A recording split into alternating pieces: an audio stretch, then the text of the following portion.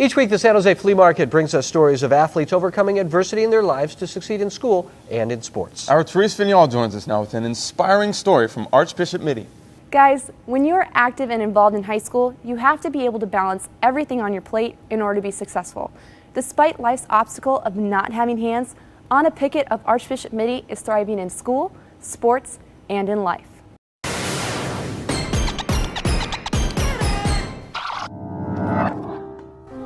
Imagine what life would be like if you didn't have hands. You wouldn't be able to do your hair, put on jewelry, even tie your own shoes. But for freshman Anna Pickett, that's how she's always known life to be. I was born this way. That's all there is, just a birth defect. They call me a bilateral amputee, but I'm not an amputee. Despite not having hands, Anna is thriving in life. The freshman monarch is in several accelerated classes, participates in student government, and competes in cross country, and finds her calling in the sport of soccer. I think because I'm really determined. I know that this is my sport, and this is what I've been doing my whole life. So I know how it goes, and I work really hard. Well, as a soccer player, she's extremely talented. She's probably playing varsity for a lot of the teams in the section. So as a player, she's helping us out. She's one of the most important players on the JV team. And as a person, she just inspires everybody.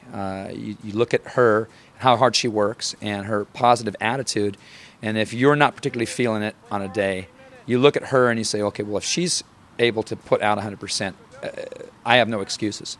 One of the biggest challenges Anna faces in playing soccer is developing a sense of balance. You take for granted as a player with, arms, that you use them all the time in the game. You use them to balance yourself. You use them to hold players off when you're shielding the ball.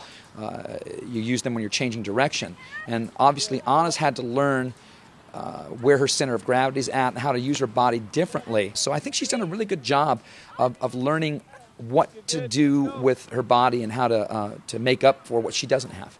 When they grab my shirt, which they're not supposed to do, but they do, I can't knock their hand away. So they're grabbing onto me, which slows me down. And also it's really difficult to get that really long, fast stride because I don't have the momentum from my arms. But those are the two main things. I can't do throw-ins, although I've been practicing. I can only get it 3 feet, but... Growing up with this disability is difficult for Anna, but she remains upbeat thanks to the support from her family and friends. It was mostly the emotional stuff that was difficult for me, not the physical things. People would make fun of me and that sort of stuff. I just try and think about how I perceive myself instead of how others perceive me. I used to get really mad and tell them off and be no, you can't talk to me that way. But my friends really helped me too. I think the thing that I enjoy more than anything else, and I hear this from everybody around here, she's always smiling.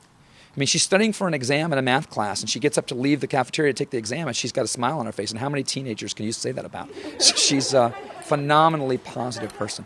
She's just a delight. It's really wonderful to have her in this class. I knew right away when she came in that she was going to have her act together, and she's really mature. She's a good singer. Obviously, she's got her talents all over the place doing sports and choir, and she's doing all the rigorous academics that we have here at Mitty. But from the first day she came in, positive attitude, really willing to do everything from the get-go. You would think someone with a disability like this might let it get them down, but Anna has strived to be as independent as possible. My mom, made me do things on my own, you know what I mean? I had to try and take off my shoes on my own, and my sister would try and help me. My mom would be no, let her do it herself, or she's not going to be able to when she gets older. Anna currently maintains a 3.8 GPA, but sitting down in class is a little bit different. I'm allowed to use a computer sometimes, and I use this part of my hand and this part of my hand to write. But I'm faster at writing, but I type because it's easier. I don't really remember how I learned how, honestly. I think my mom just really encouraged me. I just kind of learned because I had to. For now, Anna continues to smile through the daily difficulties, all the while maintaining a sense of balance in her life and persevering on the field.